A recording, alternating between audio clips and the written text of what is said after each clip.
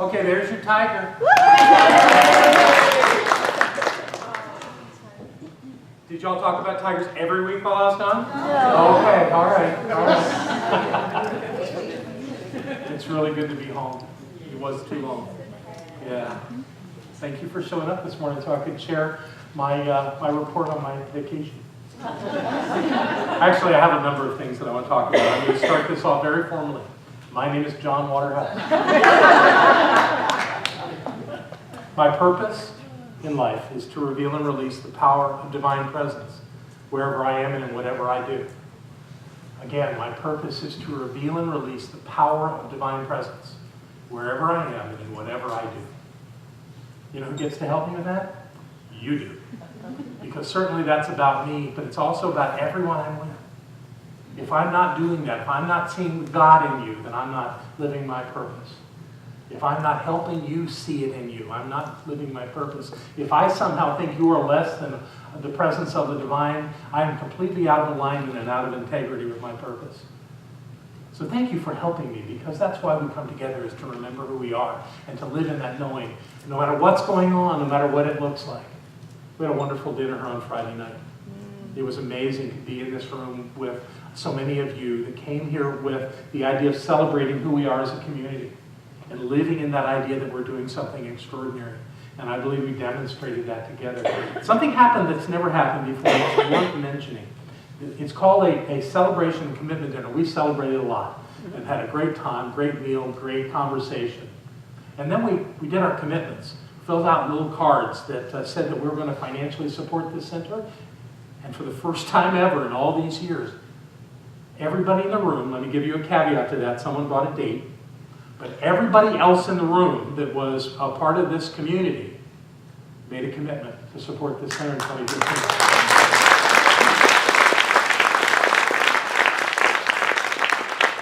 Usually there's a handful of people that want to take it home and think about it, and then the dog eats the card. Every single person was I just was stunning. So thank you. That was a real revelation of spirit in my life, to know that we are that much on course as a community. It was incredible. Okay, so this idea of revealing and releasing the presence of the divine. That, to me, is the essence of what we do. And you may not notice how often we do it and the ways we do it, but we do lots of interesting things around here to make that happen. One way, I have my little clicker, I got to get used to this again. One way, of course, is to walk on fire. How many of you all have walked on fire at this center? Yay. We're going to do it again in about 6 weeks, so you're invited to come play again. The idea of this, of course, is that it's impossible. You should get terribly burned and disfigured by doing this, but that's not what happens. And when we go through that process together and support one another and lift one another up, what happens is that we all have a win. Doesn't matter whether you walk in the fire or you don't, everybody gets a win. Everybody gets to see the impossible happen. And then we all know that if we can do this, we can do anything. That's what life's about. That's the idea of revealing the power. Because most people on this planet, God love them, most people on this planet live in their limiting thoughts all the time. They live in that place that says, I can't. They won't let me. I'm not strong enough. I'm not big enough. I'm not young enough. I'm not old enough. I'm not smart enough. Whatever it is, they live in that limiting thought. That's how they live their lives. We come here to do exactly the opposite, to say there are no limits. We can do anything at all. And we do some pretty amazing things. The other thing we do around here is we break boards. Now, if you follow the teachings of a karate master, your sensei will tell you that it's going to take you about a year to get ready to do this. And we do this in a couple hours. Virtually everybody breaks one of these things when we come together. The idea is, it's another thing that should be, if not impossible, really hard. It should really take a lot of training. You should really have to study and practice to be able to do this. And people that have never done it, people who some people think are limited, do it so gracefully and so elegantly that it dazzles us. And when Jen breaks that board, you think anybody in the room is saying, well, I better break my board? Absolutely, because stature, size is not what this is about. The truth is that presence of the divine within us dwells in our thinking. It dwells in the way we perceive ourselves and our world. And when we think a limitation is there bigger than us, we lose. We're stopped.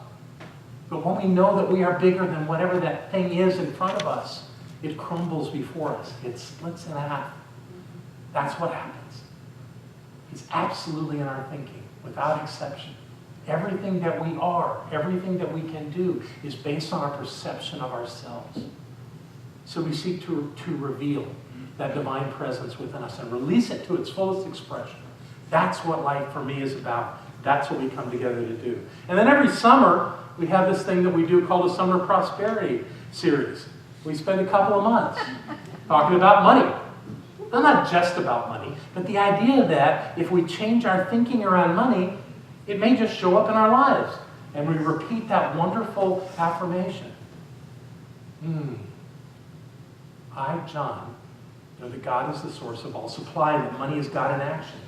I know that my good is here now. I am so rich and so full that I have an abundance of money to spare and to share today and always. I know that true prosperity includes perfect health, perfect wealth, and perfect happiness. This word, which I speak in faith knowing, now activates universal law, and I accept the results. I bless all that I have now, and I bless the increase. I bless all the others in the increased income program of our center, and I know that we now prosper together in every way. I give thanks for this good, and so it is. Yeah!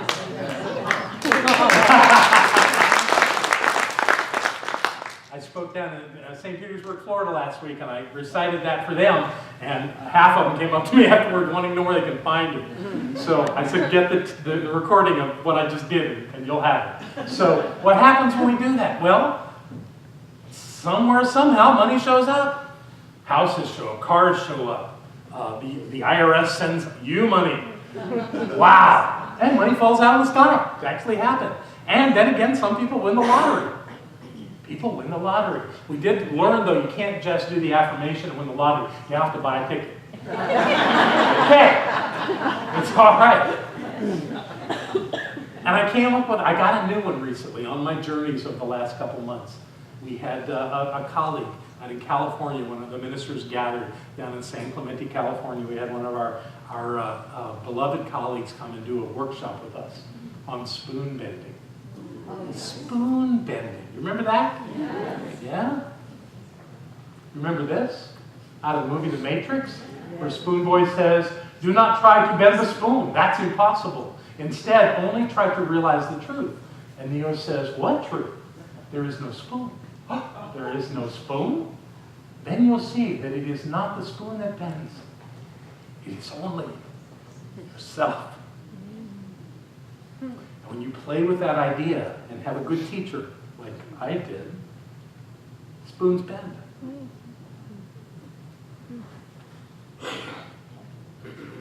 Spoons bend. I sat there with this spoon in my hand. She said, keep testing it, see if it gets pliable. And at some point, it just went. I got that little ring in it. Now, that's kind of an elegant thing. You know, I can still use the spoon. Can't use the fork. But it made for an interesting exercise. I actually tried to unbend it later. Couldn't do it. Wouldn't go. It likes it like that. But the idea is that can something that seems so rigid in life suddenly become totally pliable? Almost like rubber. It felt like that in that moment. And we were sitting in a room, there were a couple hundred of us, I guess, in the room, and Kristen's talking, and she's talking about these different ways of perceiving this. And she said, just keep testing it, and when it's there, just do it. It wasn't like we all did it at once, we didn't. And it just went. And it was like, oh. So when something seems rigid and ungiving in my life, when it is resisting, don't focus on the resistance. See it giving in. See it just giving and giving to you, moving with you. And when you have that perception of something, it shifts. It becomes pliable. It moves.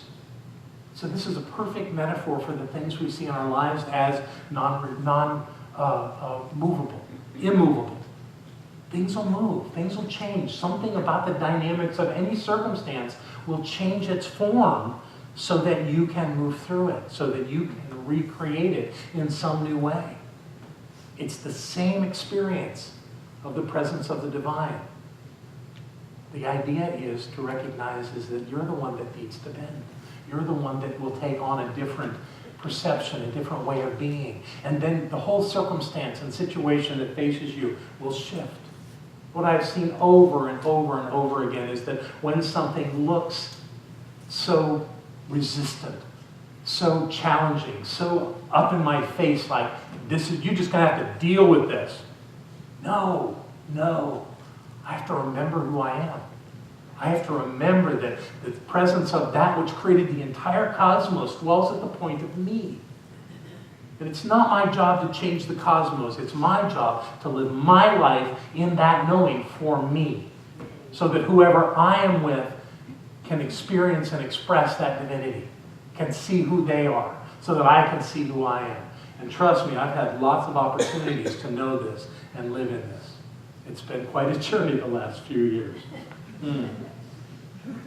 So, I know you want to know about tigers, but I'm not ready to tell you about that. But I do want to tell you that this idea for me of revealing and releasing divine presence goes back a little over 30 years when I ran away from home.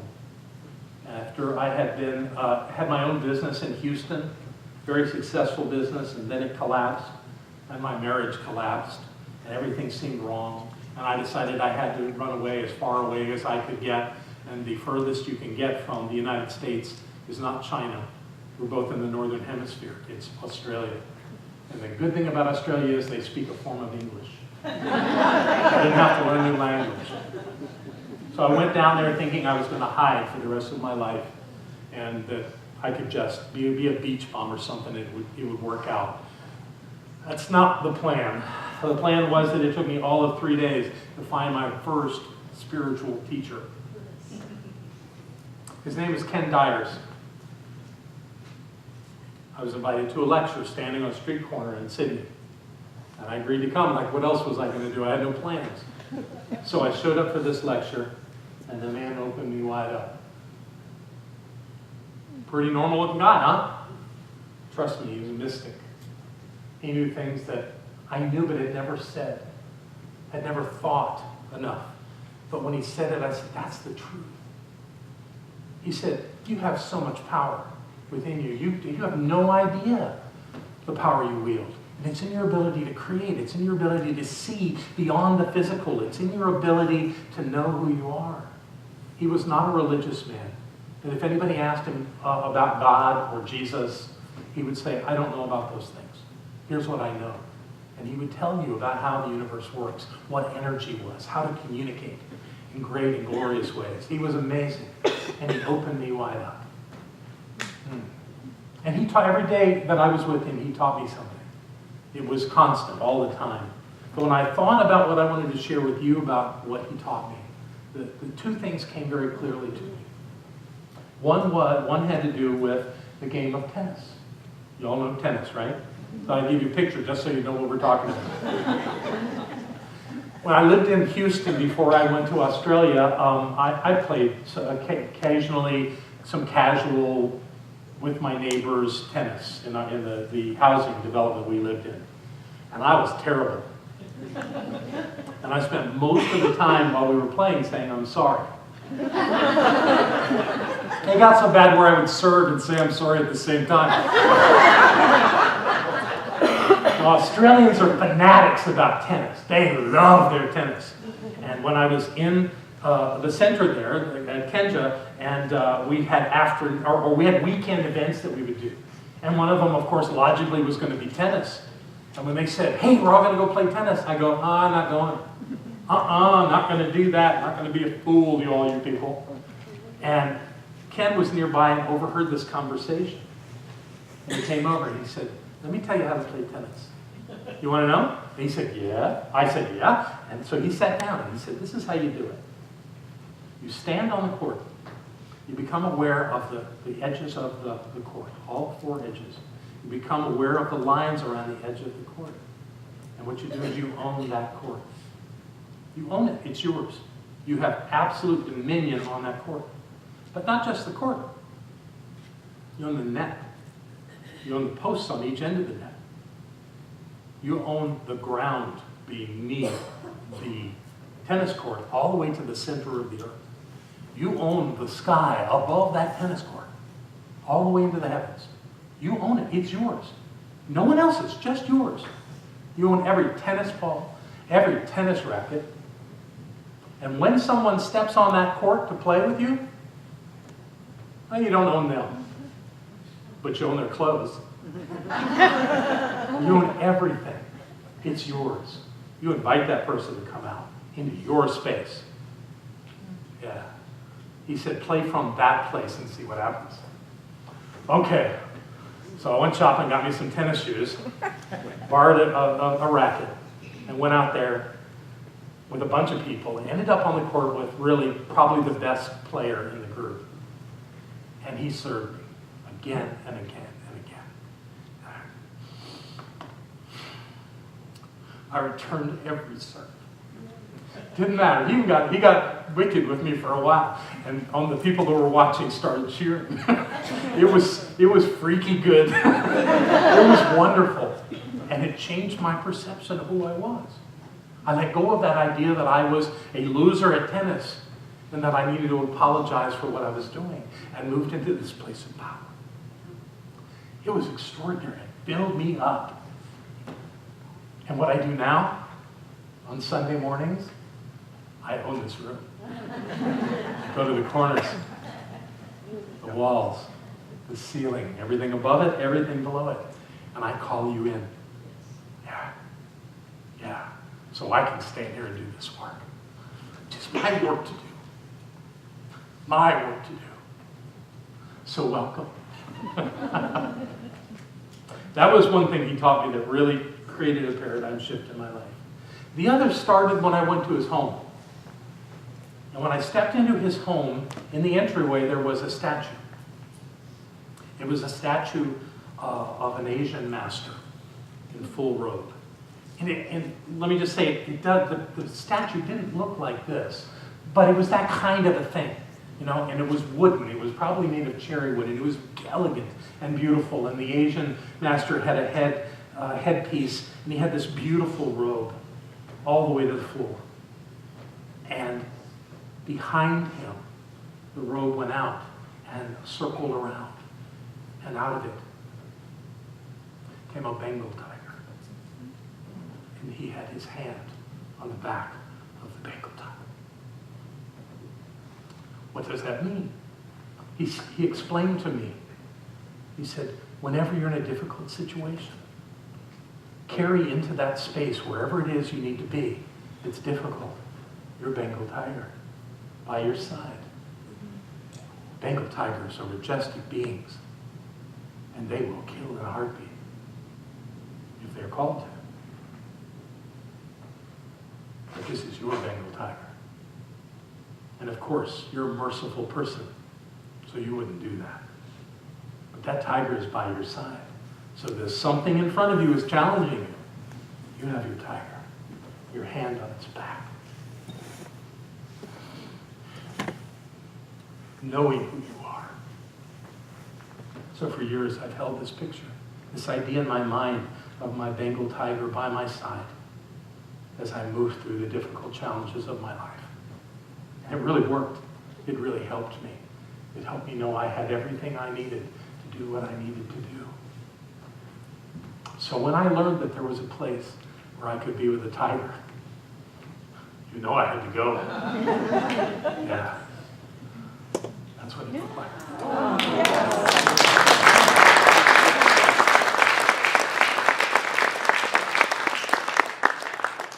Yes, my friends, that's a real Bengal tiger.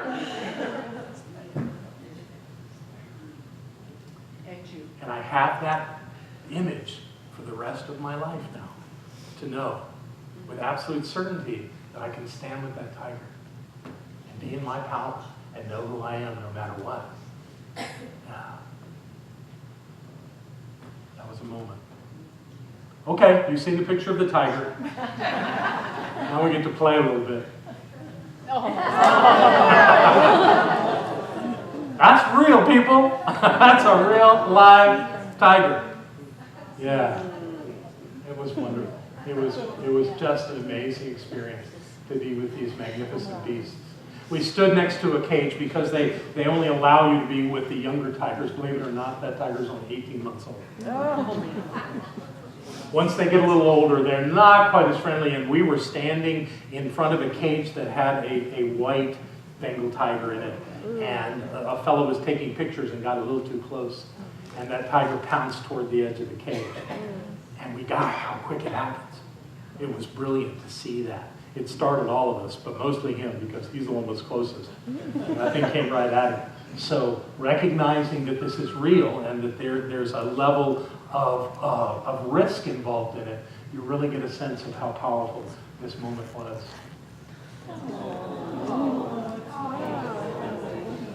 Yes, this is one of the younger ones, probably under a year. And then, of course, we got to see the babies. Gucci, Gucci, go!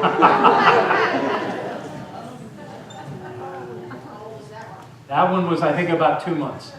Wasn't it? I think, yeah, about 2 months.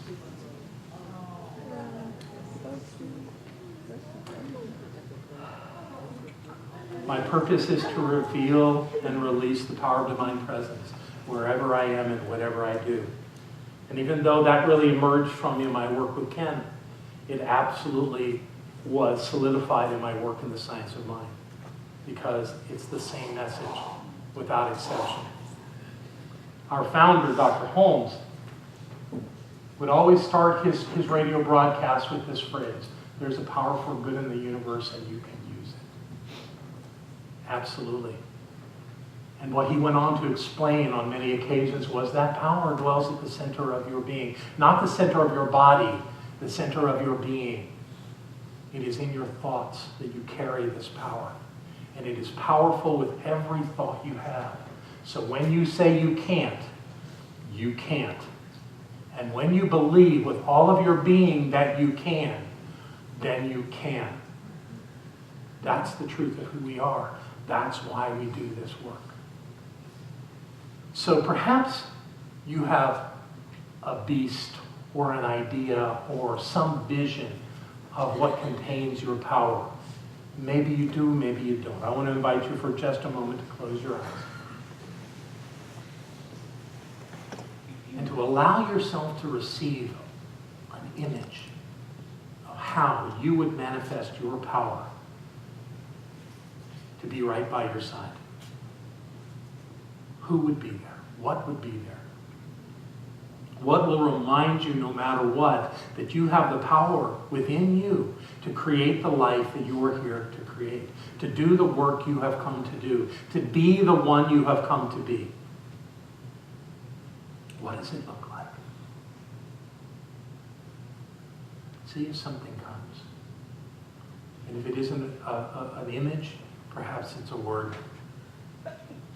Perhaps it's a feeling.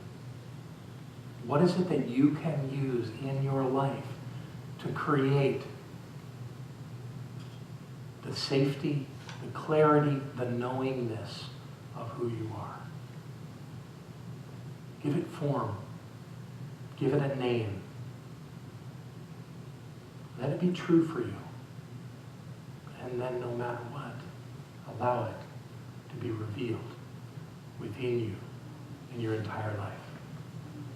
And when you've got it, open your eyes.